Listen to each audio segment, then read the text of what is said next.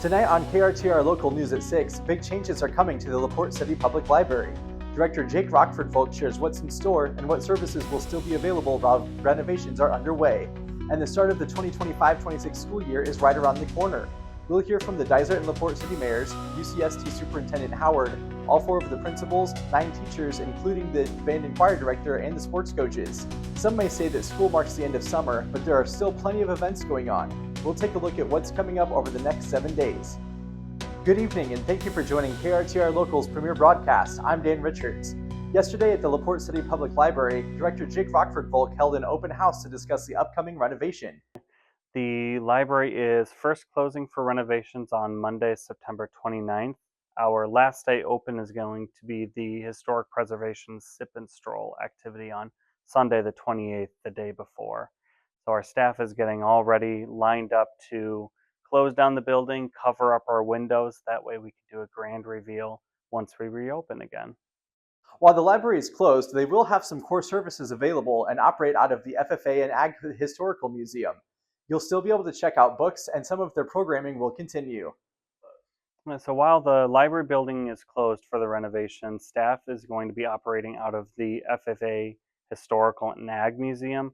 We'll be offering core services like book checkouts and returns. We'll have our external book drop so anyone can return materials at their pace. And then books can be picked up on Thursdays and Fridays when the museum is normally open 10 to 5. Some programs will also continue as well. We'll still do our preschool story time on Monday mornings, and we have a few core adult programs like our book club, Novel Notions Book Club, that will still operate like normal. We'll just be operating out of the museum rather than this facility. With the renovations, the library is slated to get fresh paint, a new service desk, and improved areas for reading and learning.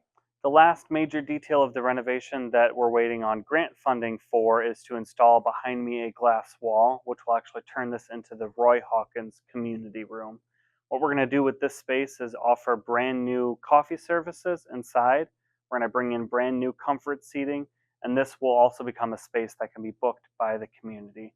Inside, we're hoping to bring in an electric fireplace. That way we can set the mood a little bit while being able to look out the windows for the building. The library's new look will even feature a local artist on a high-visibility wall. Part of our renovation is we have invited a muralist who will be painting a styled mural that brings in the community, the town, the idea of Festival of the Trails and our Union School District with the Knights. This entire area is going to be completely redone with a mural, ceiling to floor, and we're going to bring in brand new comfort seating since we know everyone loves the couch. So we'll make sure we have new comfort seating. Behind me, we're going to maintain our stacks, but we're going to be adding far more bookshelves. That way we can offer more materials to everyone, including our newly created STEAM kits that are available for checkout. For more information on the renovations, you can visit the library's website. Coming up after the break, tonight is our Back to School special. You're watching KRTR Local News at 6. We'll be right back.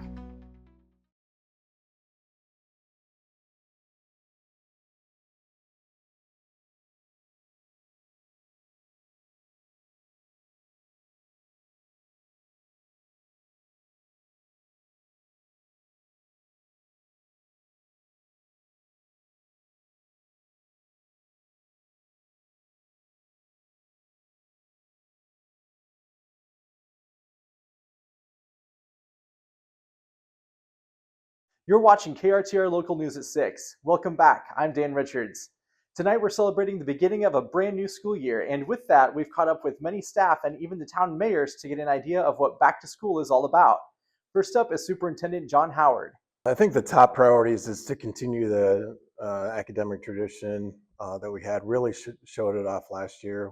Some of the best ISAS fast scores we've ever had in the district. So one is to continue that academic success. Two, obviously, is to pass a bond issue. As you know, that our bond issue last year failed by 6 votes. So the board went back and did some adjustments, added some things, took off some things. We have a quality plan. So that election, I think, is November 4th. So we've started working on that. And the third thing is safety and security. What can we do?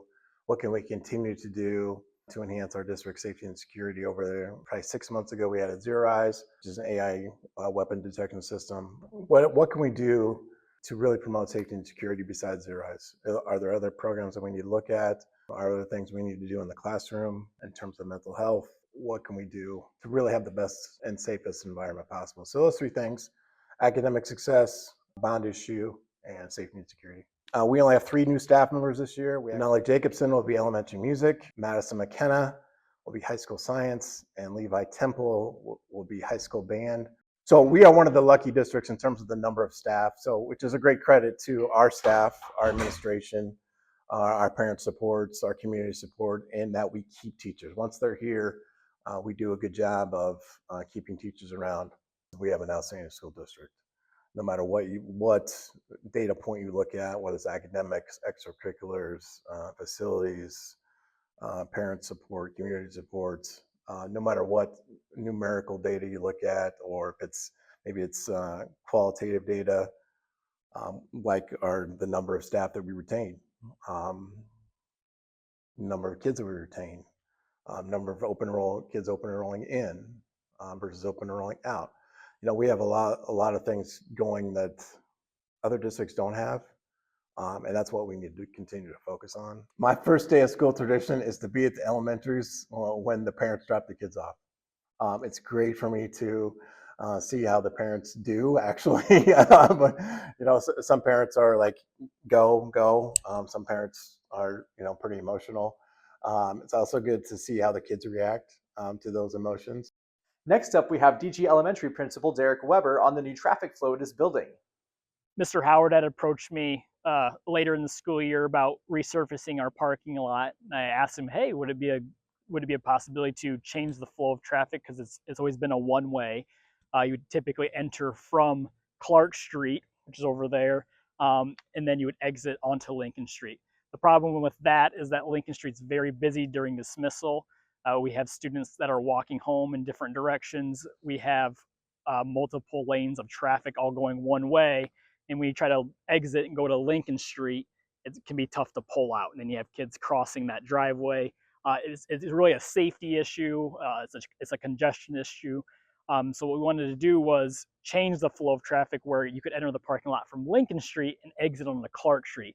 Clark Street's a lot more quiet, especially during dismissal, and it's a lot easier for people to pull out there. So again, it's just a way to hopefully decrease congestion and help keep kids safer. The principals at Union did a great job answering our myriad of questions. Here are their thoughts about going back to school.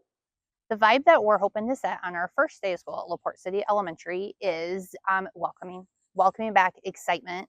It's been a summer of kind of like rejuvenation, and we're ready to start the next school year with a brand new clean slate, and just be excited to have everyone come back.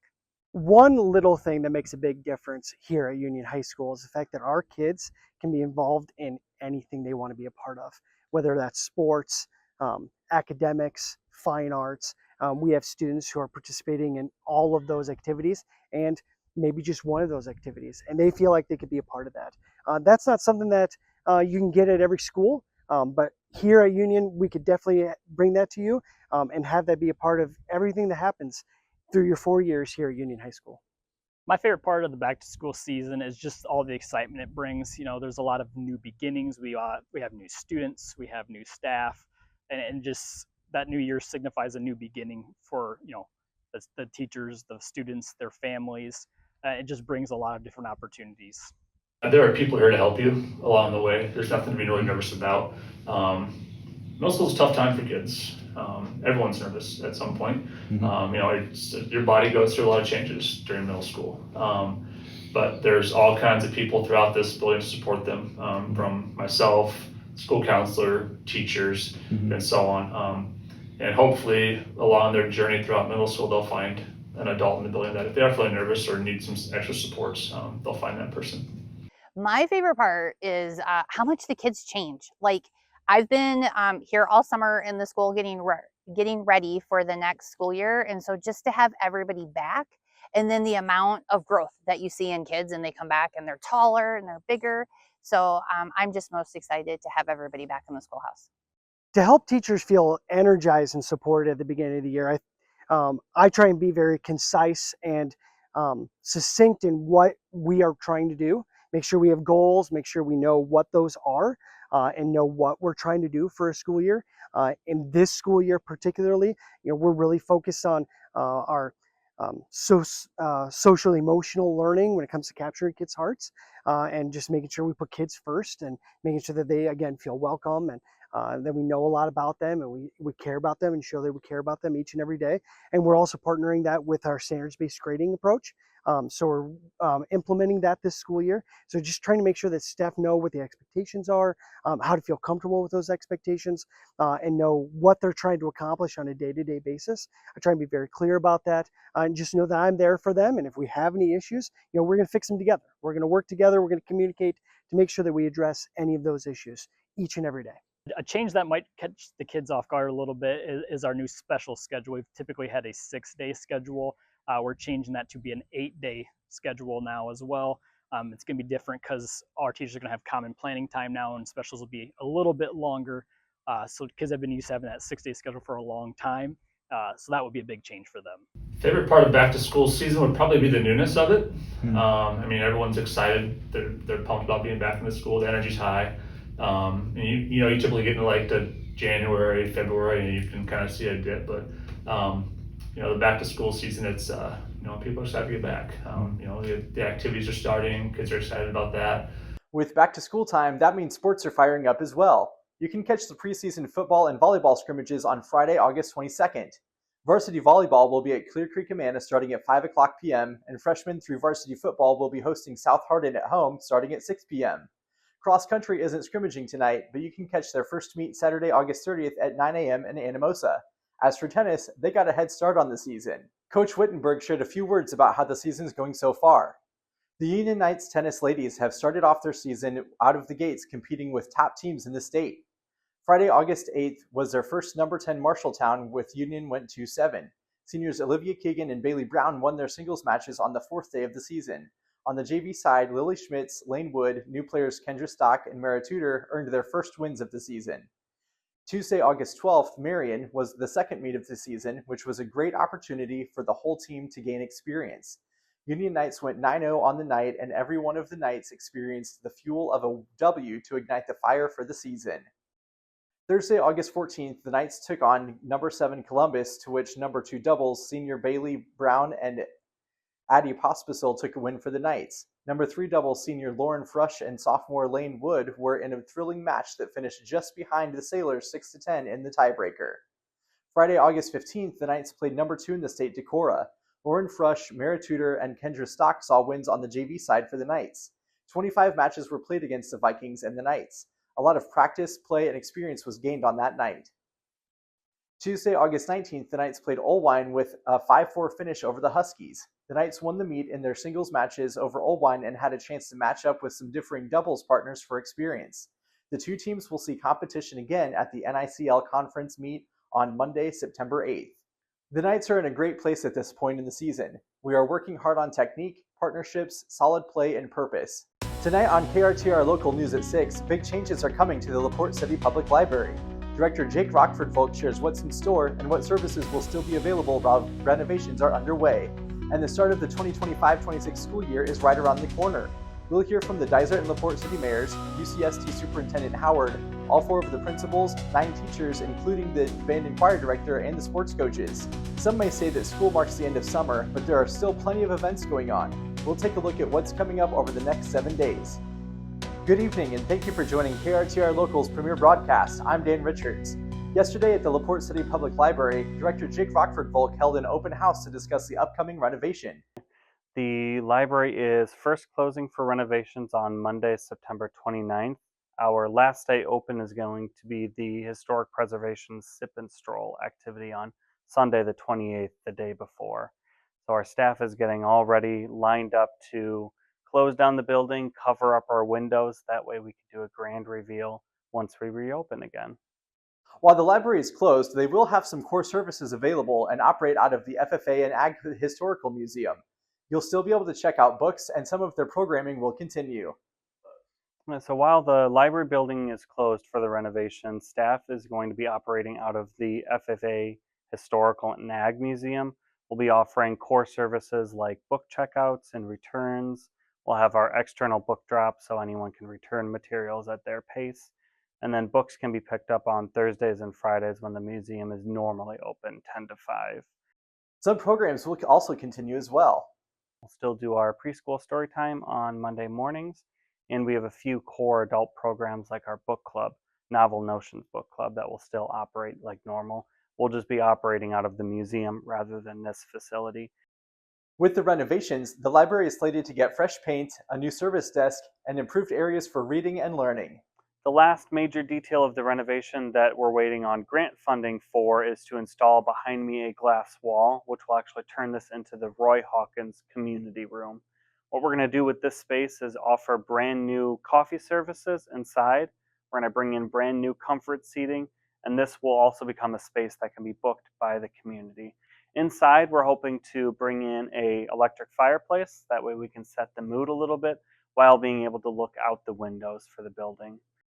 The library's new look will even feature a local artist on a high visibility wall. Part of our renovation is we have invited a muralist who will be painting a styled mural that brings in the community, the town, the idea of Festival of the Trails and our Union School District with the Knights. This entire area is going to be completely redone with a mural, ceiling to floor, and we're going to bring in brand new comfort seating since we know everyone loves the couch. So we'll make sure we have new comfort seating. Behind me, we're going to maintain our stacks, but we're going to be adding far more bookshelves. That way we can offer more materials to everyone, including our newly created STEAM kits that are available for checkout. For more information on the renovations, you can visit the library's website. Coming up after the break, tonight is our Back to School special. You're watching KRTR Local News at 6. We'll be right back.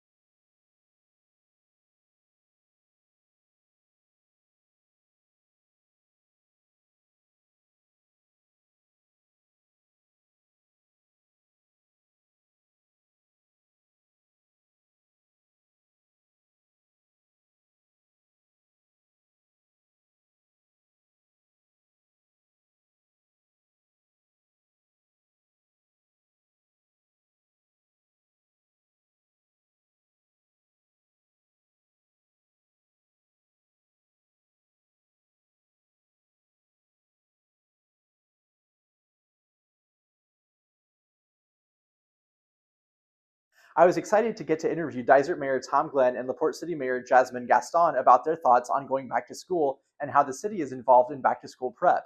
The best thing I could say to residents of Dysart and businesses is just slow down, be aware. It's just like the first nice days when motorcycles come out. Just keep your head on a swivel. Kids come from all directions, so just slow down and be aware. The city and the school have a great partnership. We own the tennis courts together, and then we allow the school to utilize the pool during like the first couple of weeks when they do swimming as one of their PE lessons. And then we've tried to work with them a little bit as they start their bond issuance and kind of being on that committee and helping them through that process a little bit. But for the most part, the school and us get along fairly well. The superintendent will pop in once in a while, and he keeps a article in our newsletter. Get involved as much as you can. Do as many things as you can, and really eat it up and enjoy it while you're there, because I know people say it goes fast, and it sure does, so just enjoy it. Oh, I'd say my favorite part of the back to school season is just kids getting back at school. I love the sports part of it, football and volleyball. Our family's been big in all of that, so I would say that's probably my most exciting part of school, getting back. I think my favorite part of back to school is just the excitement, all the kids getting excited to see who their teachers are, get new backpacks, do all the fun shopping kind of things. I think the most exciting part for me for school that starts back up, I love the fall. I love watching football. I have 3 kids in school, so I always get excited to start seeing them play sports again and do some of the things they like to do and check out the new classes for the year. Freshman year. Yep, 1977. Best music ever, and probably the best summer of my life, as a young kid and starting high school. So Awesome. yeah. That's fun. If I could go back to school for a day, I don't know what grade I would choose. I feel like maybe my senior year, that was probably the year I had the most fun. Kind of relive that last moment before you have to be a real adult and get into the real world. But that or kindergarten when you can take a nap. Saving the best for last, we got to catch up with 9 teachers across the district. They all had varying answers to our questions during the interview, but they all shared one common theme. They are excited to get the new year started. The one thing that I kept on my desk all year was a little squish book that I got from my mentor at the beginning of the school year. And students would come back at the beginning of the class, and they would use it as like a squish toy, a stress toy. And then they would always know to put it back because it was meant to be on my desk. I think just watching the kids just kind of grow throughout the year. I remember last year, I was thinking ahead. I'm like, I'm not really sure what everything's going to look like in May, but like you kind of start to build that vision on what you want. And now going into year 2, I've been through it before. I can see, where we got in one year, and I'm really excited to see how much further we can get this year and really just aim for the stars, and hopefully you accidentally make it to the moon. So I'm just really excited to see how far we can get. I want to see how much fun we can have in the carolers. I want to see the musical production be awesome and everyone having fun. I want to see us succeed by working hard and just kind of like feeling proud of ourselves and our accomplishments. One thing I keep on my desk is this mug that a student gave me. We hatch chickens in here in the spring, and I love chickens, and it just was so meaningful that they thought enough to buy this for me, and I thought it was so sweet. It says, "Life is better than with chickens." For me, for 8th graders, first day, we take the citizenship test. 10 questions and U.S. history based, and see how many kids will get deported. And usually most of them get to stay. Sometimes it's by a slim margin. Then I stress, if you don't know this now, this is the type of stuff you will ace by the end of the year. My favorite first day tradition is probably with my kindergartners. And when they first come in, we play a learning your name game, which is probably also the hardest. It's been the hardest thing for me, is to learn all the kindergartners' names. But I made this game where if I get it wrong, we play a game where I get an exercise. They have to assign me an exercise to do. And so when I get it wrong, they're actually kind of excited that I get it wrong because they get to, make me exercise. So, but in that process, I really get to learn their names a little bit better and their personalities that are attached to it. And so I would say that's probably my favorite. A back to school moment that still makes me laugh is the year that my 4th grade teaching partner and I both showed up on the first day of school wearing the same outfit. We literally had on the exact same skirt from the store that we both like to shop at. That is awesome. Yes, we literally looked identical. Did that confuse the kids? No, but it was quite comical, and we still laugh about it till this day.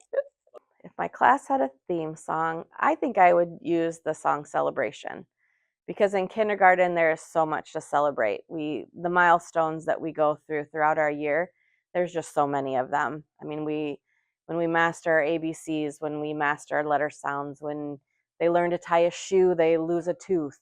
I mean, we're always celebrating those little moments that happen throughout the year in the classroom, and I think that would always be just a constant theme. So there was a senior picture of a kid that we had hanging in the gym. And this kid looked nothing like me at all. Like different hair, different color, everything. And I had a kid walk into the gym one time and looked at the picture and looked at me and they go, "Is that your son on the wall?" And I always think about that picture. I don't know. I think that the message that I give them on the first day is that, listen, I know you're in a math class and I know it's hard to get going again, but there's really three things that I want you to be able to do. I want you to be someone that's going to have a good work ethic every day. I want you to have someone that's going to be someone that can be relied on. I want you to have a good attitude about stuff. You know, if you have a good work ethic, you're responsible about stuff, and your attitude is good, gosh, if you can use math to build on those behaviors a little bit and build some confidence moving forward, I'm going to guarantee you, if somebody is going to ask you about a quadratic formula, or if they're going to ask you about your behaviors, being responsible, having a good work ethic, or the attitude that comes with how you handled yourself in here, they're going to look at your behaviors more than they are your academics. So I think that the message I try to sell to them every time is that have a good attitude about it, be prepared to work, be responsible, have a good work ethic. Those three things, you continue to do those every day and work on those, you're going to be just fine, whether you know the math or whether you don't.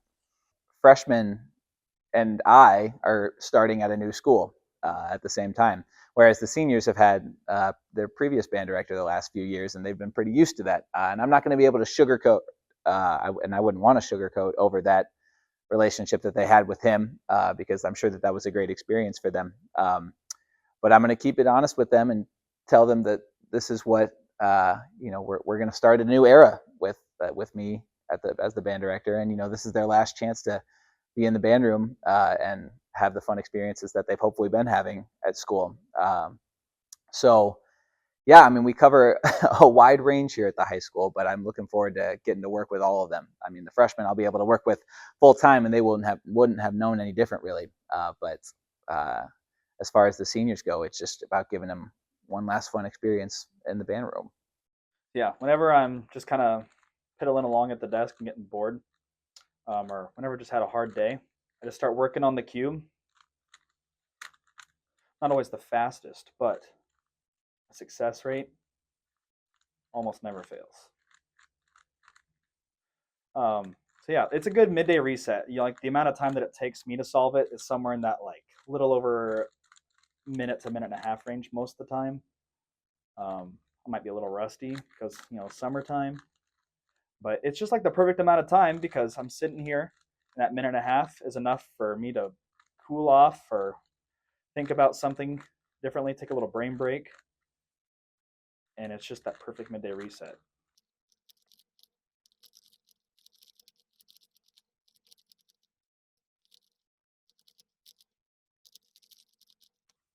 Boom. All right, so this is the Lego Jazz Quartet set that I'm hoping to keep on my desk forever. It was funny when I saw that the Lego had released this, I immediately thought, oh, I need to have that. I need to have that, especially once I get an office. I'm going to put it in my office and I'm going to keep it there forever. And I had actually, I'd gotten it a couple of years ago when I was on a trip to South Africa. I don't know, the timing just seemed right. And so I brought it back and I put it together. It took me I don't know, about 4 hours maybe. I don't know. There are a lot of little intricate pieces. But it's just a jazz quartet. I like to play a lot of jazz myself. And we got a trumpet player, a piano player, and a bass player, and a drummer. But basically, the real point that I have it is I always thought it was fun building Legos, and I always want to keep that fun spirit when it comes to teaching too. And I want students to be able to see that fun side of me as well. So I'm not just some guy who teaches their band class. So this is just a very, very special thing to me to be able to have this fun little memorabilia in my office. Of course, we couldn't let them go without asking one very important question. We asked each of these teachers, if Peter Piper picked a peck of pickled peppers, then how many pickled peppers did Peter Piper pick? They had great guesses, but UHS choir director Jarrett West got it right. I think he picked a peck of peppers, and so I would think that's a basket of pickled peppers. I don't know. I think we'll have to Google it. I would say at least 3 jars full. Peter Piper picked a peck of pickled peppers. Isn't it 7? I'll go with 12. 12's your answer? Yeah, pick 12 peppers. Oh my gosh, I don't even know. I Do you want to take a guess? I would think that he picked at least a dozen. All right. I don't know. A peck. 13 to be a baker's dozen. So I don't know, my guess would be 13. I'm gonna go with 0 because you can't. They don't come pickled. You got to pick them first. I had a blast getting to talk to everyone involved in the back-to-school season, but the fun isn't over yet. Happening now at DG Elementary and LaPorte City Elementary is Back-to-School Open House. Through 7 p.m. tonight, you can stop in to meet the teachers, see the classrooms, and drop off school supplies, which is actually pretty nifty, so you don't have to remember yet another thing on the morning of the first day. Coming up after the break, some may say that school marks the end of summer, but there are still plenty of events going on. We'll take a look at what's coming up over the next week. And election season is back here in Iowa. We'll take a look at what spots are up on the school board and city governments. You're watching KRTR Local News at 6. We'll be right back.